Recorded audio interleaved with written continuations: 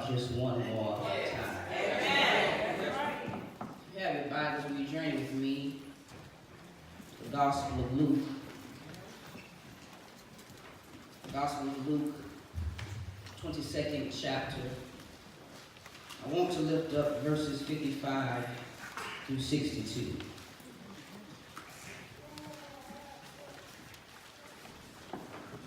The Gospel of Luke, chapter 22, beginning at verse 55 and including at verse 62.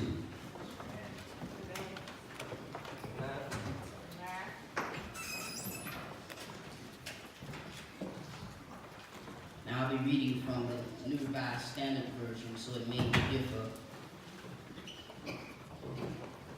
When they had kindled a fire in the middle of the courtyard and sat down together, Peter sat among them. And the servant girl, seeing him in the firelight, stared at him and said, "This man also was with him." But he denied it, saying, "Woman, I do not know him." A little later, someone else, on seeing him, said, "You also are one of them." Peter said, "Man, I am not." Then about half hour later, still another kept insisting, "Surely this man also was with him, for he is a Galilean." But Peter said, "Man, I do not know what you are talking about." At that moment, while he was still speaking, the cock crowed. The Lord turned and looked at Peter. Then Peter remembered the word of the Lord, how he had said to him, "Before the cock crows today, you will deny me 3 times." And he went out and wept bitterly. The word of God, for the people of God, thanks be unto God.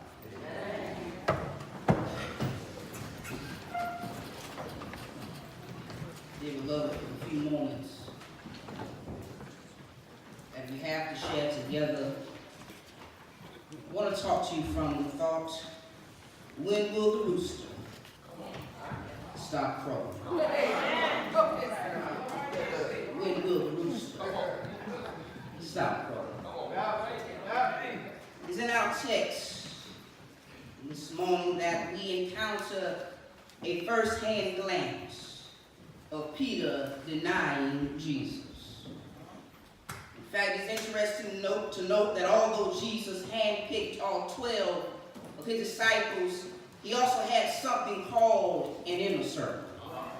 This inner circle included Peter, James, and John. These 3 disciples shared experience with Jesus that none of the other 9 had experienced. Peter, James, and John witnessed Jesus transfigured. They saw his face shine like the sun and his clothes white as the light. And there they encountered Moses and Elijah talking with Jesus. They then heard a voice from the cloud saying, "This is my beloved Son, in whom I'm well pleased." Upon witnessing this, Jesus then instructs Peter, James, and John not to tell anybody what they've seen until the Son of Man is risen from the dead. Jesus taught his disciples a valuable lesson, and that is you can't share everything with everybody. Not only did this inner circle witness Jesus' transfiguration, they also witnessed the raising of Jairus' daughter. Jairus was a synagogue leader who pleaded with Jesus to come to his house because his daughter was dying. However, on his way to Jairus' house, this woman with an issue of blood pressed her way to Jesus, saying, "If I can just touch the hem of his garment, I shall be made whole." Whenever you touch Jesus, isn't it interesting that Jesus will sure enough touch you? Come on. Amen. Upon healing this woman and talking with her, someone came to Jairus saying, "Don't trouble the teacher any longer. It's too late. Your daughter is dead." Jesus told Jairus not to be afraid and to believe in him. Upon getting to the house, Jesus informs them that the girl is not dead, but rather she's sleeping. Upon uttering these words, the people began laughing at him. Jesus made everyone go outside except Jairus, his wife, Peter, James, and John. The Bible says he took this little girl by the hand and said, "Little girl, get up." And immediately the girl got up and began to walk about. Not only did this inner circle witness the transfiguration, not only did they witness the raising of the outside, they also witnessed Jesus in the Garden of Gethsemane. Jesus felt sorrowful and troubled and prayed to the God Almighty, "If it is possible, take this cup from me. Yet not my will, but thine will." After praying, he found the disciples sleeping and asked them, "Could you not stay awake for 1 hour?" Jesus went back to prayer a second time, and once he was done still yet, he found Peter, James, and John sleeping. The Bible tells us very plainly that when Jesus found them sleeping, he left them and began to pray. And I suggest that someone on Calvary, people began to sleep on you, don't you throw a pity party, you go about your business. Jesus went to pray a third time. Upon coming back to his inner circle, Jesus instructs them to get up, for my betrayer is at hand. Amen. It was Judas, one of the 12 who arrived with a large crowd. This crowd had swords and clubs. Judas came up to Jesus and said, "Greetings, Rabbi," and kissed him, for this kiss was a sign that he was the one. Might I suggest to you that you ought to be careful of those persons who come up with you with fine greetings and want to kiss all up on you. Because I know church folk like I know church folk. Sometimes the main ones who think have your back are the same individuals who will turn around and stab you in your back. Once they laid hands on Jesus to arrest him, it was Peter. Drew his sword and struck the slave, cutting his ear off. Jesus simply told Peter, "Put your sword back. Those who take the sword will perish by the sword." And upon the crowd arresting Jesus informs his disciples. The Bible tells us that all the disciples deserted him and fled. Brothers and sisters, it often seems as if Peter always got the short end of the stick. Out of all the 12 disciples, we seem to beat up Brother Peter the most. You remember when the disciples were in the middle of a storm and Jesus came to them walking on the water? Although it was 12 disciples on the boat, Peter was the only one who had courage enough to step out of the boat. And yet we talk about him having little faith. Out of Peter, James, and John, it was only Peter who drew his sword in defense of Jesus. It is Peter, after Jesus' arrest, who began to follow Jesus at a distance. Before you talk too bad about Peter, there's a lot of you in this church on today who claim to have a relationship with Christ, yet you're following Jesus at a distance. Problem with following Jesus at a distance is that eventually you become distant. Because you follow Jesus at a distance, you make no time for personal devotion, no time for Bible study, no time for Sunday school. So eventually you find yourself distant in your morning and evening communion with God. Because you follow Jesus at a distance, you only call on God when you need something, therefore you're distant in your prayer life. Because you follow Jesus at a distance, you become so fixed on yourself that you are distant in serving others and having compassion for the oppressed and the disenfranchised. Because you follow Jesus at a distance. You're not grounded when a life storm comes, you're filled with doubt. And just like James 1:6 states, that just like the way the sea, you're blown and tossed by the wind. However, be careful, because whenever you begin to follow Jesus at a distance, eventually you become distant. It's interesting to note that follow in the Greek word means to follow as a disciple. While Jesus is marched up to the high priest's house, it is Peter who puts himself in danger because he is a disciple. He's been following Jesus for 3 years and made up in his mind that he's not stopping yet. No wonder the songwriter wrote, "I've decided to follow Jesus. No turning back.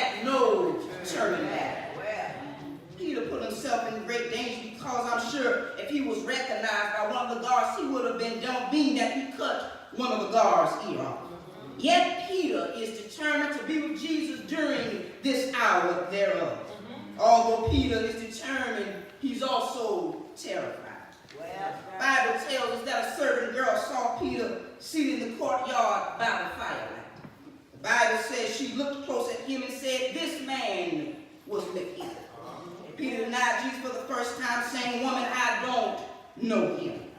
The only reason this certain girl recognized who Peter was because of the light that shined upon him from the firelight. Matthew 5:16 says, "In the same way, let your light shine before others, that they may see your good deeds and glorify your Father in heaven." You see, whenever you live for Jesus, your lifestyle ought to show. People look at you, they should have to question whether you're saved or not. You ought to walk different. You ought to talk different. On this afternoon, I can't help but to call my journey at Morris College. 2 years ago, I took summer class, and one day I just happened to show up early to class. My professor walks in and says, "Excuse me, Mr. Sanders, what's your major?" I said, "Christian education." She said, "Wow, I just knew there was something different about you." And whenever you let your light shine, people notice a difference on the inside. Another school semester year is almost over. However, let me just help some of my young people out on this moment. When everybody else is talking in class, let your light shine. Be quiet and give the teacher your undivided attention. When others show up to class late, let your light shine. Find a way to always be on time. While others are walking around cursing, let your light shine. And talk to your peers, teaching and those over you in a respectable manner. While others are saying yes and no, let your light shine. And speak saying yes ma'am, no ma'am, yes sir, or no sir. While others are sagging their pants, let your light shine. And have the pants pulled up on your waist. While others hang around the wrong crowd, let your light shine. Hang around individuals who are like-minded, who have a dream of not giving up until they reach their goal. All I'm trying to tell you is that when you let your light shine, people will notice a difference in you. Someone else noticed Brother Peter, saying, "You also are one of them." Peter looked at him and said, "Man, I am not." About a half an hour later, the Bible says someone else noticed him and said, "Certainly this fellow was with him, for he is a Galilean." He replied, "Man, I don't know what you're talking about." Just as he was speaking, the rooster crowed. As the rooster crowed, the Lord turned and looked straight at Peter. Peter started remembering what the Lord had said to him: "Before the rooster crows today, you will deny me 3 times." Peter began to weep bitterly. However, it's interesting to know that Peter was in Jesus' inner circle. What I've come to learn is that sometimes the people that are closer to you will hurt you the most. You see, as long as he was around Jesus, he didn't mind praising him. As long as he was around, he didn't mind letting his light shine. Let's not talk about it too much, because just like many of us up in here, whenever we leave church, we act like we don't know who Jesus is. He denied the very one who picked him up and saved his life. He denied the very one who he seen perform miracles. He denied the very one who he claimed that he loved. All they see, Peter told Jesus that he was willing to go with him to prison. Peter even said, "I'm willing to die with you." But when things began to hit the fan, Peter didn't keep his promise. Might I suggest to someone here at Calvary that as you go through life, there will be a lot of people who claim that they're your ride or die. They will say that they're always going to be there for you. But it's not until you hit rock bottom that you'll find out who's really here.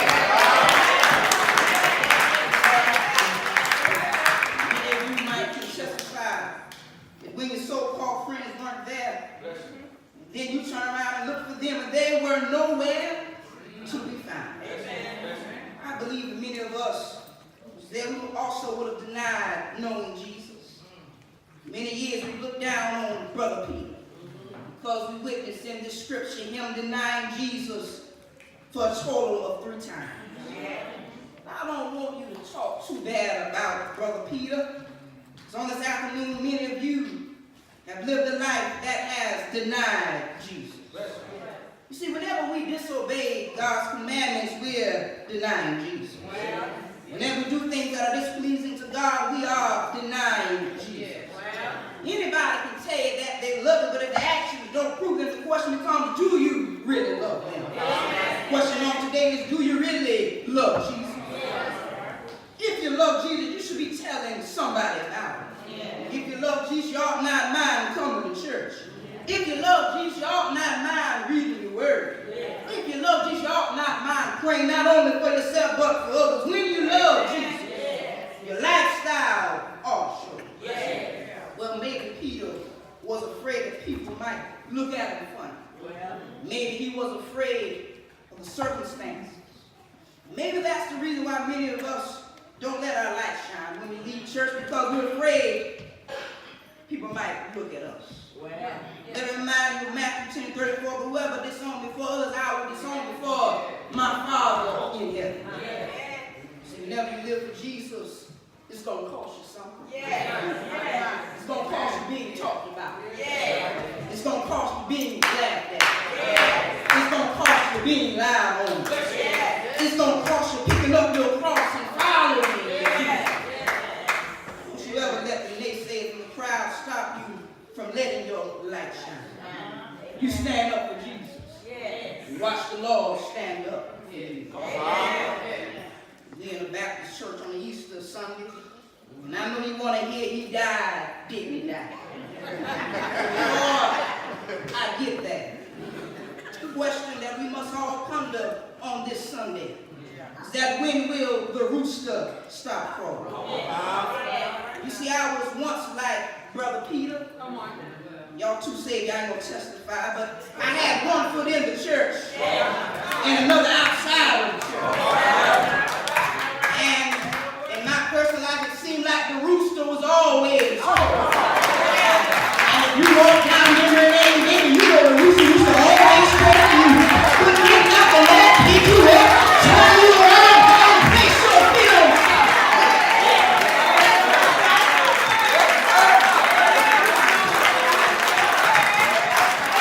You can fool people some of the time, but you're never fooled by none of the time. Sit down, I get a little nervous.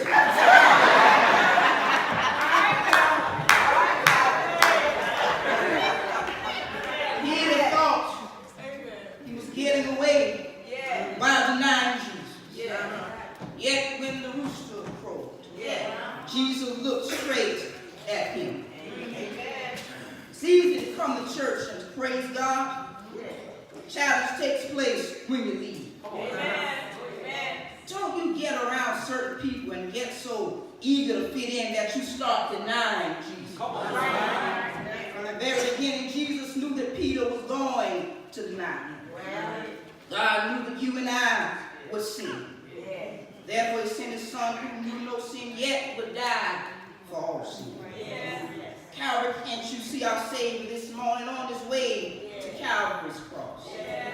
It's in the words of James Cone in his book entitled The Cross and the Lynching Tree, that Jesus is in fact on His way to the lynching tree. He just had an unfair trial. And still yet 2,000 years later, those of color are still yet facing unjust trials and partial prison sentences. Jesus is between two thieves. Yet did not commit any crime, He still found guilty. In fact, if you want to issue Him the guilty plea, He's only guilty for raising the dead. If you want to say He's guilty, He's only guilty of turning water into wine. If you want to say He's guilty, He's only guilty of unstopping deaf ears. If you want to say my Savior is guilty, He's only guilty for feeding hungry multitudes. Still yet, He's hanging on the cross. In fact, Jesus said, you ought to pick up your cross and follow me. Which lets us know that on this place and today that all of us have a cross we have to bear. My brothers and sisters, if you pay close attention to the text, here it is, Jesus on the cross yells out, my God, why hast thou forsaken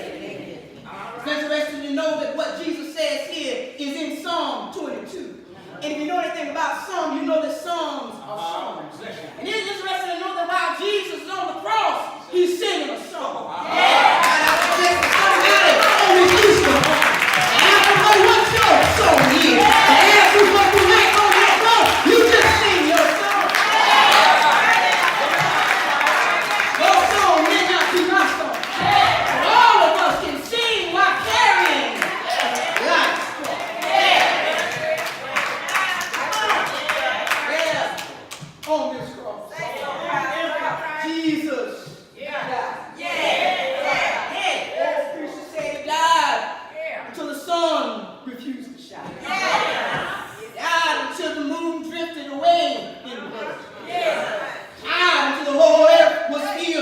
With darkness. Died until my temptation died.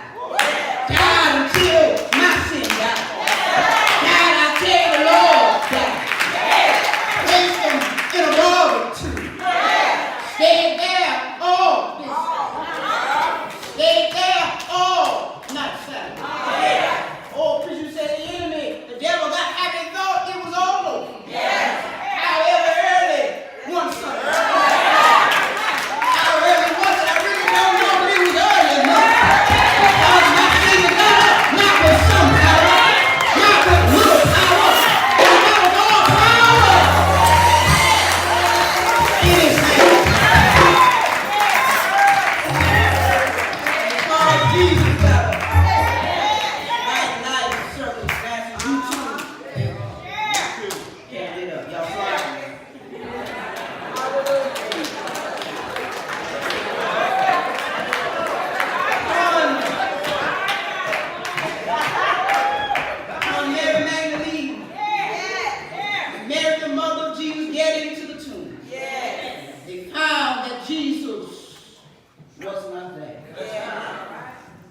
Interesting to note, my brothers and sisters, they told Mary, both Marys, to go tell the disciples. And also Peter. Come on. I'm going before you. That's good news on this Sunday evening. Because although Peter denied Jesus, Jesus still called him by his name. The only reason why you're in Calvary Baptist Church this morning is not because it's Easter, but because despite what you did last night, despite what you're going to do when you leave here, the Lord still calls you.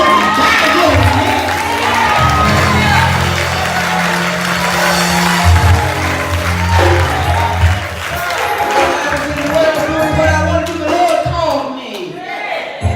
How my name? Jesus and his disciples. Jesus asked you the question, do you love me? Jesus asked him this question 3 times. He began to get irritated. Lord, you know I love you. Jesus said, well, if you love me, feed my sheep. Isn't it interesting that although Peter denied Jesus, Jesus still gave him the task of feeding his sheep. Doesn't that sound like you and I? We denied Peter all of us denied Jesus. And still yet God gives us the opportunity to share the gospel with others. And I'm grateful on this morning. Because after all I've done, God will call on me to lead the sheep. All I'm trying to tell you all today, don't think that you have to have it all together. Don't think that you got to get this straight to come to church. You can come to God just as you are. When will the rooster stop crowing? Well, it's going to take some time. And despite you come to church on a regular basis, the rooster's still going to crow. Because every now and then the oldie wants to come out. And if you read every now and then the oldie want to come out as well. When will the rooster? I don't know. But every day I'm trying to live a life that is pleasing to God. Let us stand.